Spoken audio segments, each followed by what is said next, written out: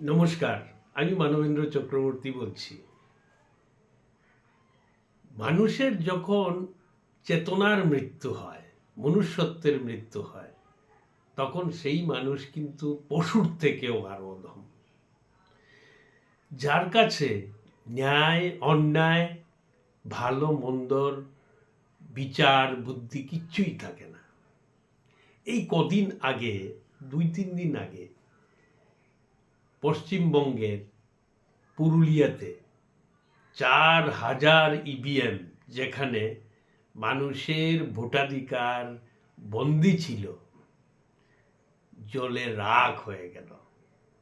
আর তাও আশ্চর্যজনকভাবে 3তলা 4তলায় আগুন লেগেছে, 7তলা 8তলা 9তলায় ইভিএম রাখা ছিল, মাঝের ফ্লোরগুলোতে 4 5 6 7 আগুন লাগে নাই।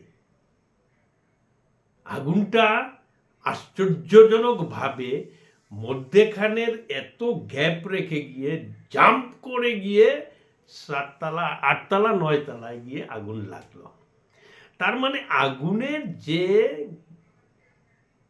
গুণাগুণ, সে বিজ্ঞানসম্মত যা হয় যে স্পর্শ না করা পর্যন্ত আগুন ধরে না, সেটাও এখানে আশ্চর্যজনকভাবে বিজ্ঞানের বিরুদ্ধে গিয়ে একদম মাঝখানে কোনো আগুনের স্পর্শ না করেই উপরতলাতে পৌঁছে গেল।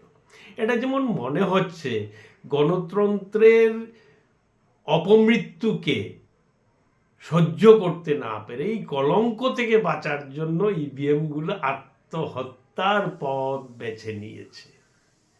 ইনকোয়ারি হবে, প্রত্যেক দুর্ঘটনা বা ঘটনা বা পরিকল্পিত ঘটনার পরই কিন্তু ইনকোয়ারি করা হয়। সেই ইনকোয়ারির রেজাল্ট কোনোদিনও আসে না। বঙ্গের 27 লক্ষ মানুষকে ভোটাধিকার থেকে বঞ্চিত করে দিয়ে ভোট করা হলো, আর এবার 4,000 ইভিএম জলে ভস্মীভূত হয়ে গেল। আইন আছে, আইনে লেখা ছিল যে 45 দিন পর্যন্ত সমস্ত প্রমাণ সুরক্ষিত রাখতে হবে। আইনগতভাবে কোনো চ্যালেঞ্জ যদি হয়, সেই ইভিএম দিয়ে তা প্রমাণ করতে হবে। এখন প্রমাণই ধ্বংস হয়ে গেছে, আর বিচার ব্যবস্থার করার কিচ্ছু রইল না। এভাবেই মনুষ্যত্ব, বিবেক আর চেতনার মৃত্যু হোক।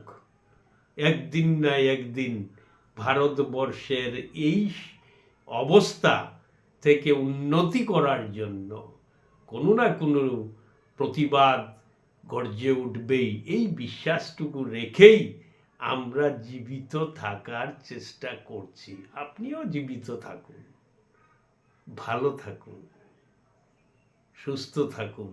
সুস্থ মস্তিষ্কে চেতনা এবং মনুষ্যত্বের মিশ্রণে মানবিক দিক দিয়ে পরিস্থিতির বিবেচনা করে নিজেদের আওয়াজ উঠান, না হলে ভারত ধ্বংস হতে আর বেশি দিন বাকি নেই। বন্দে মাতরম, ইনকলাব জিন্দাবাদ।